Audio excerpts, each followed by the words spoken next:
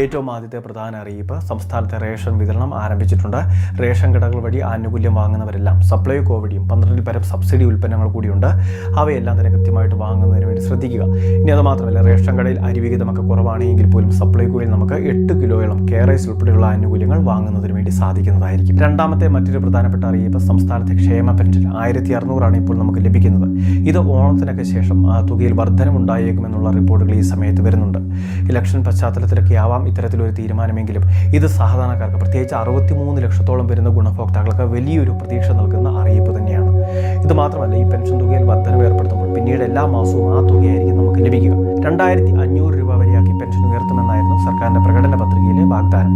എങ്കിലും ഈ ഒരു പെൻഷൻ തുകയിൽ ചെറിയ വർധനമാണെങ്കിൽ പോലും അത് വലിയൊരു ആശ്വാസത്തിന് വക നൽകുന്നതാണ്. ഇനി പെൻഷൻ മസ്റ്ററിംഗ് ചെയ്യാനുള്ളവർക്ക് അടുത്ത മാസം 24 തീയതി വരെ, ഓഗസ്റ്റ് മാസം 24 തീയതി വരെ സമയമുണ്ട്. സംസ്ഥാനത്തെ അക്ഷയ കേന്ദ്രങ്ങൾ വഴി മാത്രമാണ് ഇത് നടത്തപ്പെടുന്നത്. കിടപ്പ് രോഗികളാണെങ്കിൽ അല്ലെങ്കിൽ എന്തെങ്കിലുമൊക്കെ വയ്യായ്ക ഉണ്ടെങ്കിൽ അവരുടെ വിവരങ്ങൾ വാർഡ് മെമ്പറുടെ പക്കലൊക്കെ കൃത്യമായിട്ട് അറിയിക്കുക, അല്ലെങ്കിൽ അക്ഷയ സെൻറ്ററിൽ അറിയിക്കുക. അവിടുന്ന് പിന്നീട് ജീവനക്കാർ നമ്മളുടെ വീടുകളിലെത്തി മസ്റ്ററിംഗ് ചെയ്യുന്നതാണ്.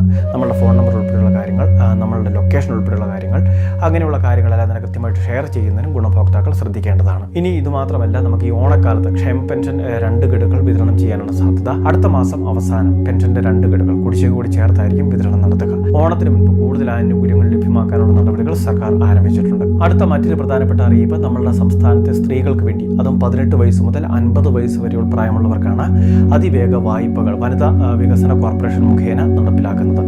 ഇവിടെ നമുക്ക് എന്തെങ്കിലുമൊക്കെ സംരംഭം ആരംഭിക്കുന്നതിന് വേണ്ടിയൊക്കെ ഈ വായ്പാ തുക വിനിയോഗിക്കുന്നതിന് വേണ്ടി സാധിക്കും. ഉദ്യോഗസ്ഥ ജാമ്യമോ അല്ലെങ്കിൽ വസ്തു ജാമ്യമോ നമ്മൾ നൽകേണ്ടതുണ്ട്. ഇനി അത് മാത്രമല്ല, 6% മുതൽ 8% വരെ മാത്രമായിരിക്കും ഇതിന്റെ വാർഷിക പലിശ നിരക്ക്. അതുകൊണ്ട് തന്നെ വായ്പ ആവശ്യമുള്ള സ്ത്രീ ഗുണഭോക്താക്കൾ ഈ കാര്യങ്ങൾ ശ്രദ്ധിക്കുക. അപേക്ഷകൾ സമർപ്പിക്കുന്നതിനും മറ്റ് മാർഗനിർദ്ദേശങ്ങൾക്കും www.kswdc.org എന്ന വെബ്സൈറ്റ് സന്ദർശിച്ചാൽ മതി. ഏറ്റവും അവസാനത്തെ പ്രധാന അറിയിപ്പ് നമ്മളുടെ സംസ്ഥാനത്തെ വിദ്യാർത്ഥികളിൽ ലഭിക്കുന്ന വിവിധ സ്കോളർഷിപ്പിലേക്കുള്ള കൃത്യമായിട്ട് അർഹതയുള്ളവരുടെ ലിസ്റ്റൊക്കെ പുറത്തിറക്കിയിരുന്നു.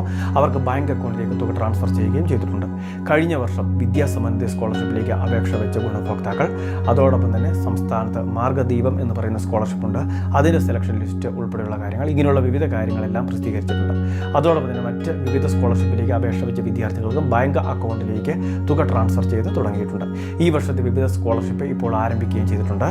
OBC വിഭാഗങ്ങളിലെയും അതോടൊപ്പം തന്നെ EBC വിഭാഗങ്ങളിലെയും വിദ്യാർത്ഥികൾക്ക്, അതും ദേശീയ പ്രാധാന്യമുള്ള സർവകലാശാലകളിൽ അല്ലെങ്കിൽ അത്തരം കോഴ്സുകൾ പഠിക്കുന്നവർക്ക്, അതോടൊപ്പം തന്നെ നമ്മുടെ സംസ്ഥാനത്താണെങ്കിൽ ഹയർ സെക്കൻഡറി തലത്തിലും അതോടൊപ്പം തന്നെ CA, CS, CMA കോഴ്സുകളൊക്കെ പഠിക്കുന്നവർക്കും ഇപ്പോൾ ജൂലൈ മാസം 31 മുൻപ് E-Grants പോർട്ടൽ വഴി അപേക്ഷ വെക്കുന്നതിന് വേണ്ടി സാധിക്കുന്നതാണ്. വളരെ പ്രധാനപ്പെട്ട കുറച്ച് ഇൻഫർമേഷനാണ് വീഡിയോ വഴി ഷെയർ ചെയ്തത്. ഇതുപോലുള്ള വിവിധ അറിയിപ്പുകൾക്ക് ചാനൽ സബ്സ്ക്രൈബ് ചെയ്യുക, ഫോളോ ചെയ്യുക.